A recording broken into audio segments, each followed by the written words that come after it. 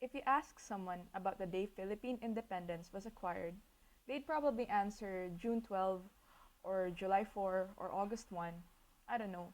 It's quite frankly an issue for debate. But that's not the controversial golden question I am aiming to answer right now.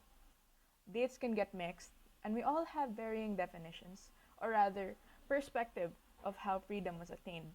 It's subjective, as are the very complicated intricacies in history. People also debate about the true first president of the Philippines, Emilio Aguinaldo or Andres Bonifacio, Manuel Quezon, Manuel Rojas. Our institution was really fond of Manuel's back then. Like how the Katipunan liked Emilio's, but I digress. A lot of people widely and firmly believe, though, that what planted the seeds for our desire or passion for revolution was the writings of Dr. Jose Rizal that dictated the seemingly insurmountable injustices that were targeting Filipinos back then. He was the reluctant revolutionary who wanted reform but instead got a revolution. Funny how misunderstandings can easily change the flow of history. One moment you're pouring pent up frustration into writing, the next second you've got people waging war against the Spaniards. My point is, history is not always solid. We're all subject to our own sets of beliefs, with enough justifiable points to back it up. I like to think that what planted the seeds of the Philippine Revolution was the unjust death of three Criolles, priests who were passionate advocates for secularism. Because to me, this was the turning point in Philippine history, when Filipinos began to think of themselves as Filipinos and not simply as Tagalogs, Ilocanos, Visayans. We all began to have one primary objective, and that was reform. We began to think of each other as brothers, companions, geared towards one unified, beneficial cause. This, I believe, is one of the best examples I can provide as an act of patriotism. Granted, we weren't really a country back then, but the thought was there. Now, nationalism and patriotism are often used interchangeably, but they're two different terms.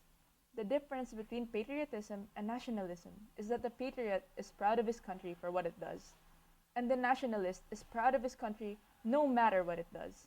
A quote by Sidney J. Harris, an American journalist. To me, the title of patriot starts in realizing we all have this burden on our shoulders, this responsibility as the people of our country to serve like a father, which, pleasantly enough, is where the word patriotism is derived from, who works hard and sacrifices for the well-being of his family. This is primarily what comprises the beginnings of one true patriot. Unity, that's one of the aspects of patriotism. We have to ignite this sense of unity within us in order to realize our own sense of responsibility to our own motherland. Even in this period in time, we can be the modern Jose Rizals, Andres Bonifacios, or Emilio Aguinaldos, those who, in the peak of their lifetime, once dedicated, sacrificed their own lives for the sake of their own people, their own future children. We can argue all we want about the real date of Philippine independence or who the true first president is, or whatever, but at the end of the day, we have to realize that we are a family. Through and through, our culture, our rich history, it is one that is made up of the blood and sweat of our own predecessors, our own grandparents who risked their lives for the freedom of their own future children.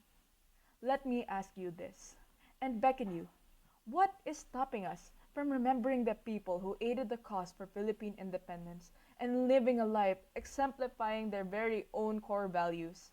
What about our own future children? Ask not what the country can do for you, but what you can do for your country.